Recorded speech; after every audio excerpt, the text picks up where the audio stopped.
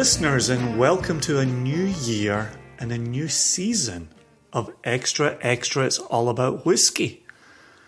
Each episode, Joshua Hatton, hello. Hello, hello, hello. And myself get together. We bring a whiskey news story to the attention of the other. Mm-hmm. We read it in the first half, we riff on it in the second half, and we try to get out of here in a tight 35 or so minutes. 30 feels like a remnant from a bygone era. Yeah, that's days gone by. I'm not going to lie to our listeners. We're just going to say we aim for a tight 35 minutes. I'm not going to bring in a new 40 number. I'm not going to use the old 30 number. We aim for a tight 35 minutes. Joshua Hatton. Let's see what happens at the beginning of 2023. See what that number looks like then. Not that you're claiming this is the start of 2023. No, I'm saying this is the start of 2022, and we went from 30 to 35 to 35. What's going to happen in 2023? Do we increase it does it become a 35 to 40? That's all. No. Okay. We're not making any changes to time. We're not going to make any changes to our claims. There you go. Let's say this. Let's see what the future holds, Joshua. Oh, I like that. I like that because it seems positive to me, and I could use a little positivity in my life right now. So anyway, with our eyes on a tight 35 minutes, we do have an article to get to. We didn't decide before hitting record which one of us was bringing this article to the attention of the other. We've really been discussing this on and off, passing things back and forth with one another, amongst one another, between one another. Betwixt. The beast with two backs? What's happening? All of this sudden? Anywho, this has become one nation under whiskey. No, revert. Which one of us is bringing this to the attention of the other? You know what? I feel like reading. I feel like using my visual and spoken word skills to make this happen. Are you okay with that? Yeah, as long as you've got the extra time to edit. I do. I'm okay with it. A little dig there. Thank you for that. So this article comes to us from the Lane Report, Lane, which is known as Kentucky's business news source since 1985. I can only read that in a Ron Burgundy voice in my head. Oh, let's hear it aloud. No, thank you. Or the narrator's voice from Ron Burgundy would be more accurate.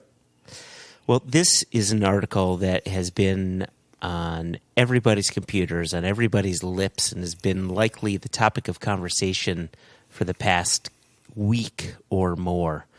And the headline reads, American White Oak Struggles to Regenerate.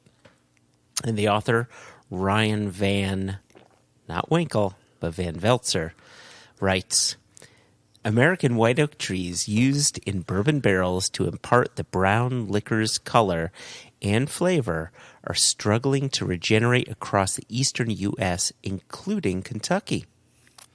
Shifting land management practices and changes in forest ecology have made it difficult for white oak seedlings and saplings to take root and grow into mature trees. Climate change and invasive insects have played a role as well. A new study has found that without intervention, the American white oak will begin to significantly decline in the next decade. That's scary business. That I have some things to say in the in the second half, and I'm sure you may have similar observations. But you and me both. Yeah. Its authors, the White Oak Initiative, represent a diverse coalition of industries, conservation groups, government agencies, and universities working together to preserve a keystone species important to both biodiversity and business. Quote, it's valuable for a number of wildlife species. It's valuable for economic use and as a big part of our forest component. The quote continues, oh wait, that's weird. Yeah, it is, isn't it? You just put a random quote sign in the middle of a sentence. So anyway, the quote continues. It anchors a lot of what's going on in our forest and resources we get off of it. End quote, says Jeff Stringer, chair of Department of Forestry and National Resources at the University of Kentucky and co-founder of the White Oak Initiative. The story continues. American white oak trees grow on more than 100 million acres of forest across the eastern and central U.S., according to an assessment and conservation plan the White Oak Initiative released this winter. Surveyors found 75% of all white oak acres in U.S. forests should be classified as mature. About 60% had no white oak seedlings present, and about 87% had no white oak saplings present, according to the assessment. The assessment says that means there are extensive regions of the country where other species will grow up in place of the white oaks that die or are harvested. Stringer said in some ways it's part of the natural evolution of the forest. White oaks thrive in areas with disturbance. Think fires, grazing, and logging, he said. Young white oaks often have trouble competing in mature oak forests. There, species like beech and maple do well growing in the shade of canopy, he said. Quote, and that goes on forever unless something happens, he said. And the quote continues, what we are seeing here in the loss of our oaks and white oaks is related to that natural evolution of the forest under different conditions than when they started out, end quote. That's a problem for wildlife, hunters, and a number of industries. White oak acorns are a source of food for deer and turkeys, and their trunks provide roosts for bats. The wood is important for furniture, flooring, cabinetry, and a variety of wine and spirits, not least of which is bourbon, an $8.6 billion industry in Kentucky. I like how they specify it's $8.6 billion in Kentucky alone. Right. Yeah. And as we're going through that, it's furniture, flooring, cabinetry. And it's kind of like, what kind of numbers are you talking in each of those industries? Because I know when we get to spirits, that's going to be a big number. 8.6 billion in Kentucky. Yeah. That's amazing.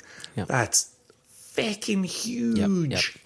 Yep. We're sort of getting close to the end. I would say we're maybe 60% of the way done. So let's continue. I'm digging it. Keep going. Yeah, I'm happy. That's why several bourbon distillers have joined the White Oak Initiative, including Brown-Forman, which plans to purchase 50% of its logs from sustainably managed forests by 2035. Quote, so for us, one of the things we are working on with this White Oak Initiative is to say, and then there's sort of a quote within a quote, how do we find a way to incentivize landowners to care for their forests in a manner that allows white oaks to continue to thrive? End quote, end quote. So I ended the quote inside of a quote that was ending. Said Alex Alvarez, Brown-Forman Chief Production and Sustainability Officer. An assessment of Kentucky's northern Cumberland Plateau found the area still has a significant supply of white oak, but there's room for improvement. The Kentucky Division of Forestry is working with landowners to encourage and incentivize sustainable forest management and limit poor harvesting practices. Stringer with University of Kentucky said, whatever happens, Kentucky is always going to have white oak. Right now, though, over 50% of Kentucky's white oak stands aren't regenerating. He says that's why the White Oak Initiative is important, to plan for the future of the species. And it ends with a quote here. The White Oak Initiative helps to ensure that policymakers know that white oak is important, that money needs to be there from federal government, to provide farmers and woodland owners with money to help do sort of, and then in brackets, sustainable practices, Stringer said. That's it. That's the article, Jason. Yeah, there's a lot to unpack here. We're going to take a very short intermission and we'll be right back.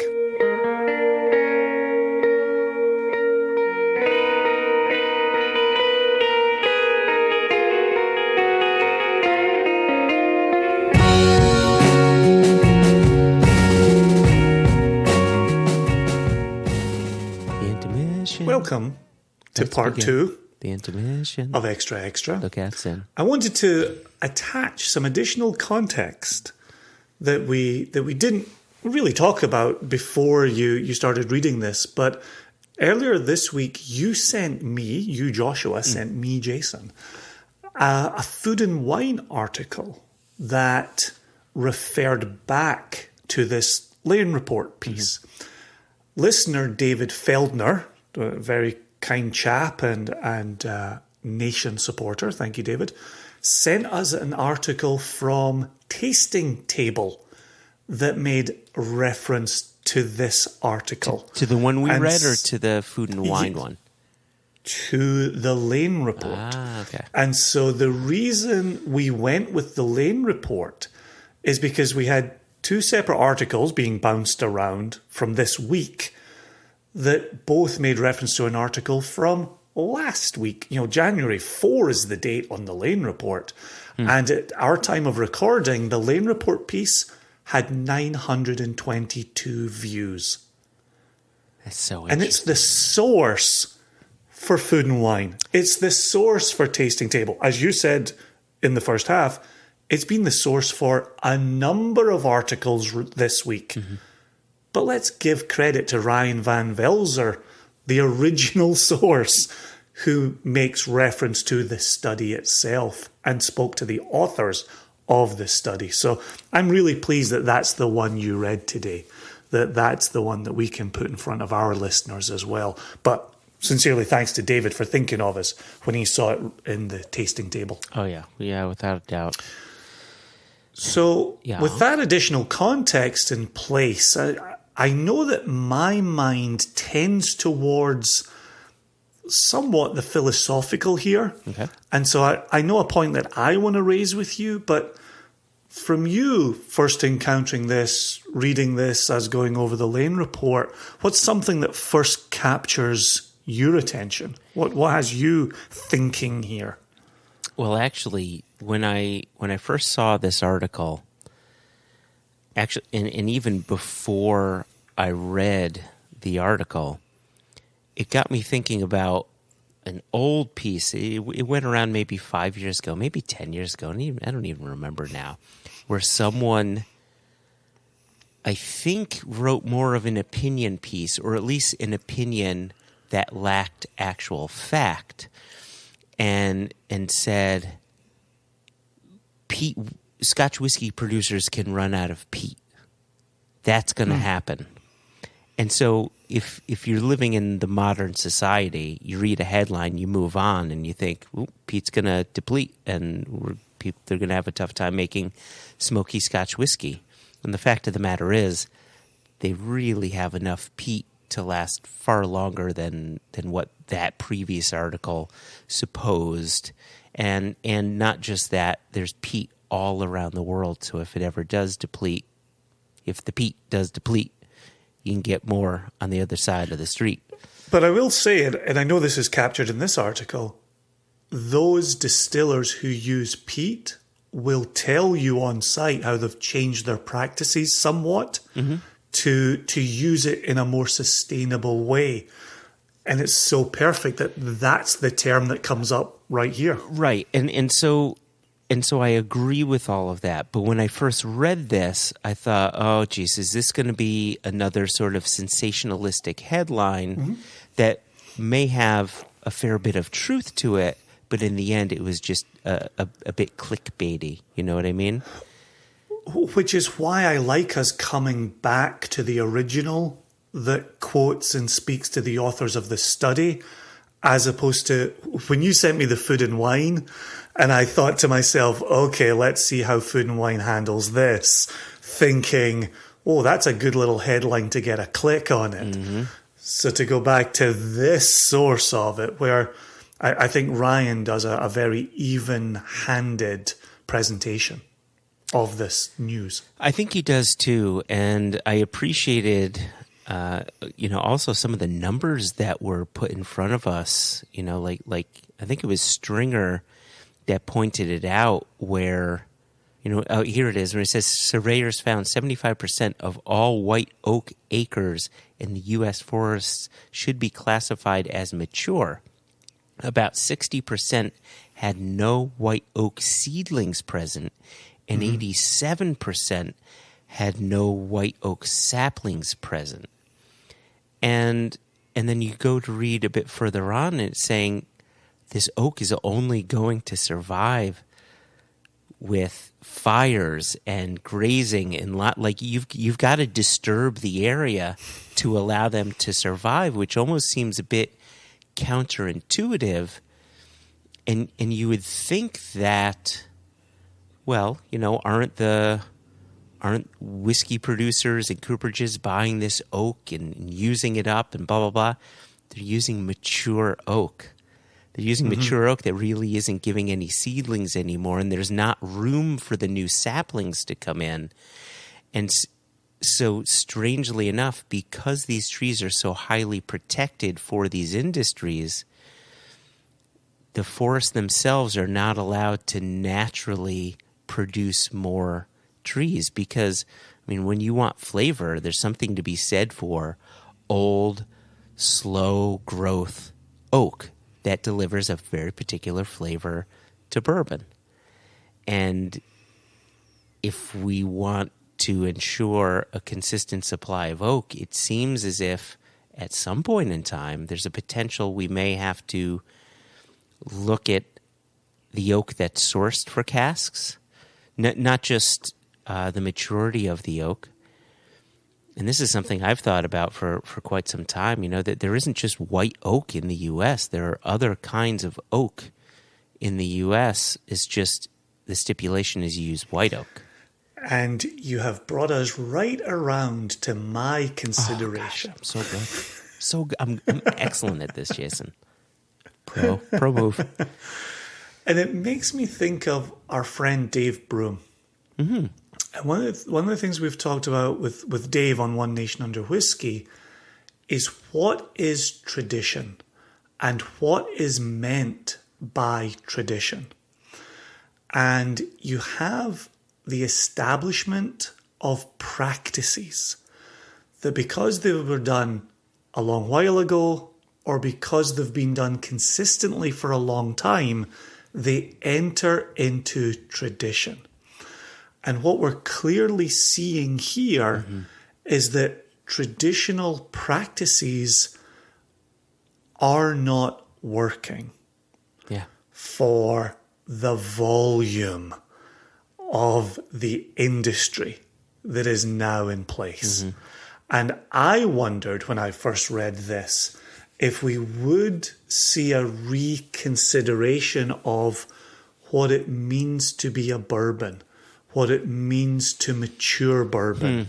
And I wondered if we might see, and I'm not saying, I know it's not going to happen in 2022, but will it happen in 2024 or 2028 or 2040 or 2060? Will there be a move away from new charred oak? And will there be an allowance for reused casks, which on one hand, here we are sitting thinking about the bourbon industry. That would then have a knock-on effect for the Scotch industry. That's my biggest concern right there. That really is my biggest concern. And it's not just because my heart is with Scotch whiskey, malt whiskeys, If that sort of law were to go into place where, say, bourbon producers could potentially reuse the casks and still call that second cask-use product bourbon, well, like you had said, it's going to have a knock-on effect to Scotch whiskey. And so not only will the flavors of bourbon be changed, but the direction of flavors that we enjoy in Scotch whiskey will be changed as well, because they're going to need other casks to mature this whiskey in. So it's not just one industry that would be affected, it would be both industries that are affected. And, I think if we stepped back a little bit and I mean, granted, I'm not in forestry, so I don't know what percentage of white oak to red oak to black oak to, all these different oak varieties there are. But it does make me wonder if, well, no, you know what? As I say that, if the bourbon industry said, you know what, it still has to be new charred oak, but we'll include different types of oak, then that will also have a knock-on effect to Scotch whiskeys, going to change the overall flavor profile. So do you think we're 10, 15, 20 years away, potentially 40 years away from seeing a significant swing in flavor on both sides of the pond here? Potentially? That's the exact word I was going to use, was potentially. It's because it's one of those things where I feel like tradition grapples with innovation, grapples with real world solutions. And so if you look at the issues surrounding white oak, you say, okay, how do we solve those issues around white oak? How do we make it so that white oak can be sustained, can grow well and successfully in forests? And if we can't pull that off, we then look at tradition. Okay, well, what if we move away from just new charred oak and we do allow reused barrels? Or then we move away from that and we say, well, okay, what if we allow other types of oak to be used? And it doesn't just have to be white oak. I think all of those legs of the stool will come under close examination. And I think the decision will be made around the least destructive, the least problematic, the one that will affect the bottom line the least. And, which one are you willing to give up, or which one are you willing to adapt? There's words in here like sustainability and climate change and invasive insects. Those are all things that are not just affecting the bourbon industry. Sure. Those are affecting enterprise around the world and will need to be seriously grappled with. That's going to come into play here as well. So I think we're at the very beginning of this journey. And to hazard a guess at what it'll look like 10 years, 20 years, 30 years from now, I'm not comfortable doing that. But it's, and again, to speak to the piece here, where they're talking about distillers getting in on this act. Yeah. There's significant conversation and action to be put in place here, but a distiller is not going to fix climate change. The state of Kentucky is not going to fix climate change alone. It's going to be a much greater enterprise to solve one part of this problem. Right. And, the whole climate change and invasive species and displaced species due to climate change, that's a whole other ball of wax. I mean, that's going to affect crops. I mean, that's going to go back to the grain. And so... Right, 100%. Right. So it's going to affect the water that's used in distillation. Exactly. Everything. And fermentation. The yeast and how that thrives. I mean, it's just right. Everything's connected, right? All we need is one butterfly to flap his wings and things change. So my hope is, and I could be right here and I could be wrong here, but my hope is that distilleries, be they here in the U.S., be they over in Scotland or in other parts of the world, my hope is that they are now testing other woods out. And I know, from not the last time we visited the distillery, but maybe it was in 2017 or so when we visited Spring Bank, and they just received in a bunch of walnut casks and chestnut casks. And the idea was put spirit in there, see what happens. What's it going to look like? The end result, as it stands right now, the way the SWA has written the Scotch whiskey rules, is that will never be Scotch whiskey. But isn't it nice to know that the distillery is at least playing around with it to see what happens? Why they did that, I don't know. But if they did it for the idea of, hey, we need to have a contingency plan 20, 30, 40 years from now, it'd be nice to have an understanding now what things may look like then, right? And I think it speaks to what you said earlier in this episode about the need for data.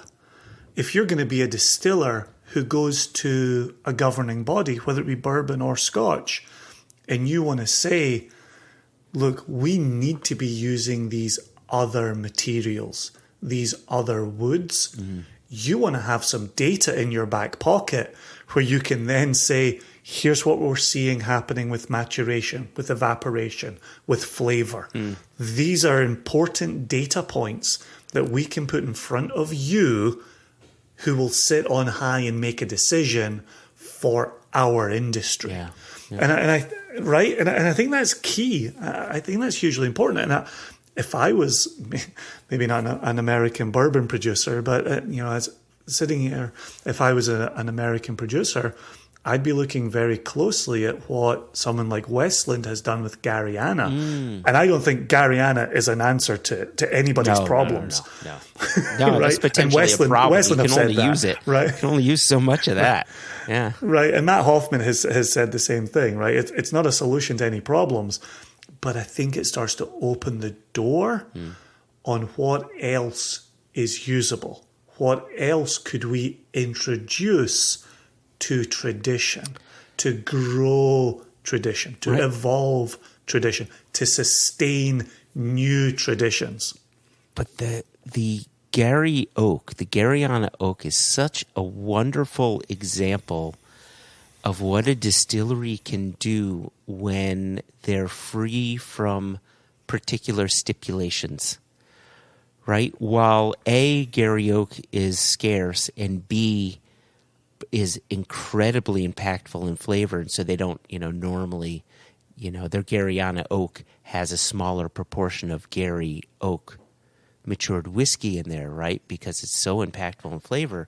But the point is, because they don't have that stipulation of new charred white oak for their malt whiskey, they're able to play around a little bit and still create wonderful whiskeys. What if that stipulation went away with bourbon, but bourbon producers still wanted the bourbon to taste like bourbon? They could do a marriage of 75% new charred oak, 25% refill oak, or something like that. And then all of a sudden, you've got you have new flavors coming about, which, from our perspective, is really exciting. From a traditionalist perspective, not necessarily so. There's the legs of the stool, right? Yeah. And I do wonder if us with our Scotch proclivities are much more at peace with bourbon using 75% new char and 25% refill, whereas somebody who's born and raised on bourbon is going to say bourbon is and always will be 100% new charred oak. Don't put your Scotch fingers into my bourbon pie. Yep. Right? I get it. Yeah. But if you then say to that same traditionalist, look, your white oak that's traditional to your beloved bourbon is in a bit of difficulty, you're going to have to change something along the lines. What are you comfortable changing?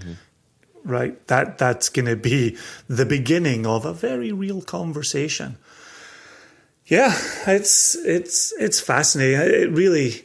It really piques my interest. What is tradition? And look at this. Gosh, I'm going to make this my final point.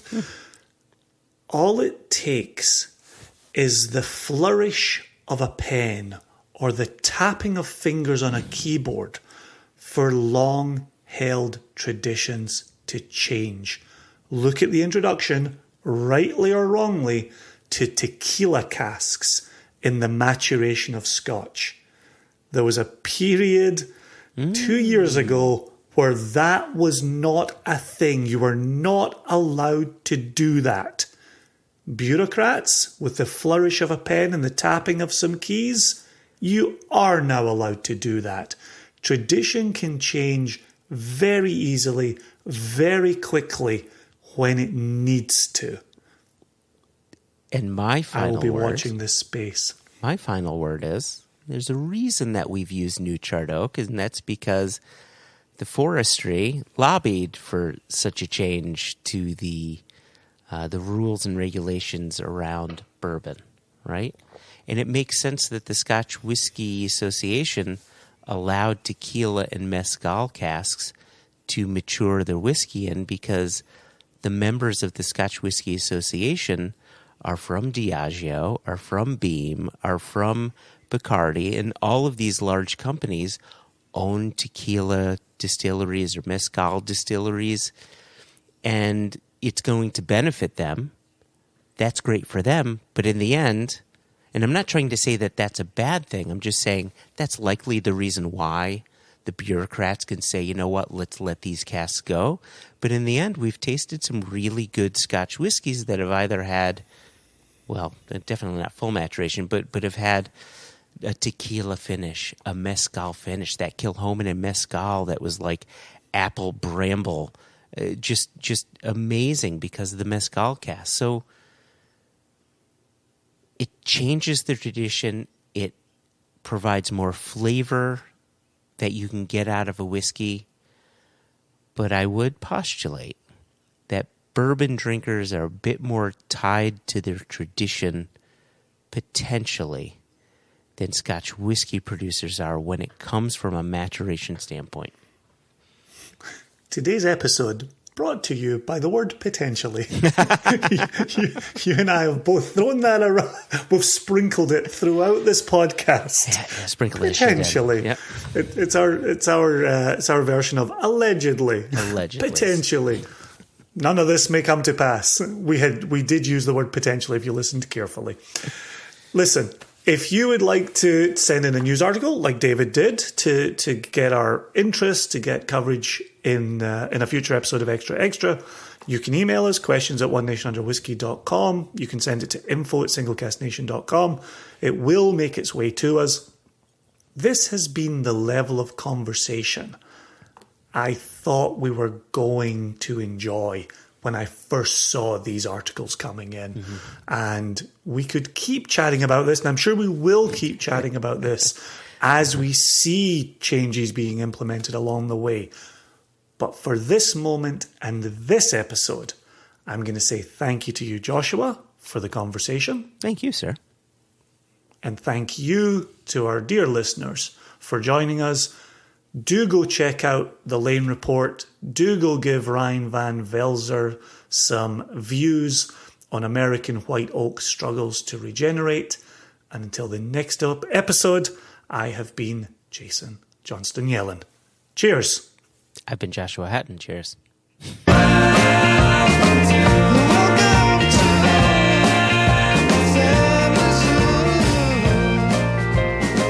The assessment says the